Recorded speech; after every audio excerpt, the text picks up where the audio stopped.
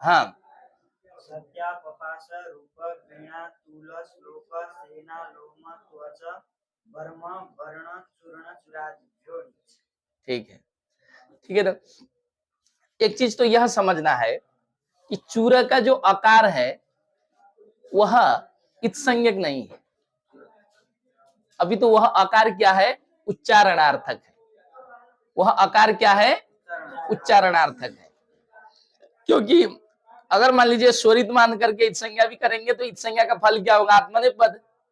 तो यहाँ आत्मनेपद का कोई फल नहीं है, क्योंकि आत्मनेपद करने के लिए एक विशेष सूत्र ही आगे बनाया जाएगा, नीचश्च। ठीक है, इसलिए क्या मानना उचित है कि चूरा का जो आकार है वह उच्चारणार्थक है, स्वरित मानने की कोई जरूरत नहीं है। तो ये सूत्र क्या है, नीच प्रत्यय करने वाला सूत्र है। मैंने कल आपको बताया था, सत्याप पास रूप तुल ब्रह्म चूर्ण, इतना अंश एक है। सत्याप पास रूप वीणा तुल श्लोक सेना लोम त्वच वर्म वर्ण चूर्ण, यह एक अंश है विशाल जी। और दूसरा अंश क्या है, चुरादिभ्य, ये दो अंश है।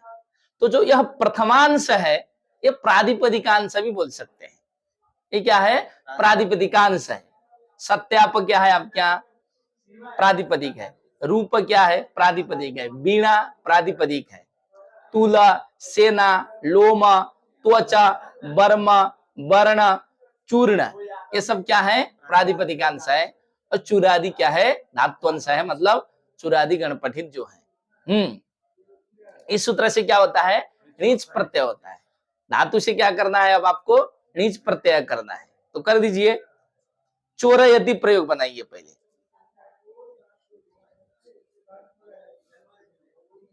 चूर धातु है, अकार उच्चारणार्थक है, क्या बना, चूर बना। चूर से क्या किए, नीच। नीच किसमें होता है, ये है नीच स्यात् स्वार्थे, स्वार्थ मतलब इनसे क्या होता है, नीच प्रत्यय होता है स्वार्थ में। स्वार्थ मतलब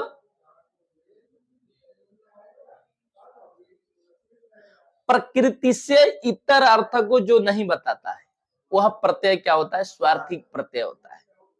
एक नियम है, अनिर्दिष्टार्थाः प्रत्ययाः स्वार्थे भवन्ति। कहाँ पढ़ाया था मैं ये, सनातन में पढ़ाया था, आय प्रत्यय में शायद पढ़ाया था ना। हाँ, अनिर्दिष्टार्थाः प्रत्ययाः स्वार्थे भवन्ति। जैसे अन्यत्र किसी सूत्र का आप विधान करते हैं तो क्या होता है, वहां लिख दिया जाता है कि इस अर्थ में यह प्रत्यय होता है। बोलते हैं ना, क्या बोलते हैं, इस अर्थ में यह प्रत्यय होता है। जैसे लकर्मणि चबावी चाकर्मकिभ्य पढ़ते हैं तो क्या बोल, लकाराः सकर्मकिभ्य कर्मणि कर्तरि च। कर्म और कर्तार्थ में क्या होते हैं, सकर्मक धातुओं से लकार होते हैं, वहां बता दिया गया। अकर्मकेभ्य भावे कर्तरि च, इस तरह बता दिया गया। किंतु यहाँ का जो नीच प्रत्यय है, यह नीच प्रत्यय जो है स्वार्थ में बताया गया, मतलब इस अर्थ में होता है करके कोई अन्य अर्थ का उल्लेख नहीं किया गया। इसलिए अनिर्दिष्टार्थाः प्रत्ययाः स्वार्थे भवन्ति, इस नियम के द्वारा यह जो नीच प्रत्यय है ये किसमें होता है, स्वार्थ में।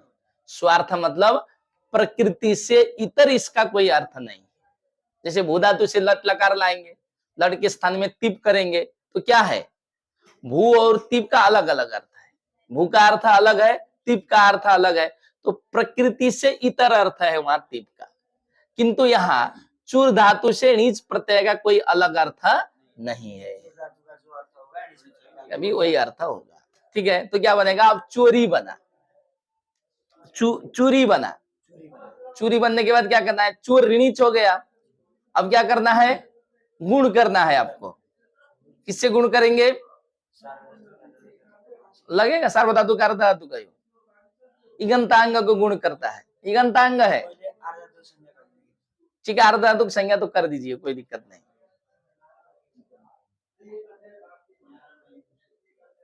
किससे होगा गुण, उगंत लघुपद से करिए। अरे सार्वधातुक का अर्धधातुक तो इगंत में लगेगा ना, एक इगंत है क्या ये, तब तो क्या बनेगा, अब चोरी बना। अब चोरी से आपको क्या करना है, चोरी की अब धातु संज्ञा करिए पहले। किससे होगी धातु संज्ञा, चोरी की सनाद्यंता धातु से क्या हो जाएगी, धातु संज्ञा हो जाएगी। धातु संज्ञा हो जाएगी तो क्या बनेगा, लट, लट आएगा तो क्या बनेगा, चोरी लट, लट के स्थान में टिप, तो क्या बनेगा, चोरी टिप। अब फिर चोरी टिप होने के बाद क्या करना है, सब करना पड़ेगा ना, सब करना पड़ेगा, क्यों नहीं करेंगे।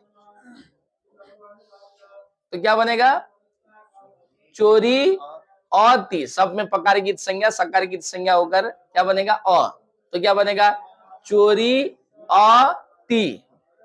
अब फिर गुण करना है, अब जाके आप सार्वधातुक से गुण कर सकते हैं। सार्वधातुक अर्धधातुक का वैसे क्या हो जाएगा,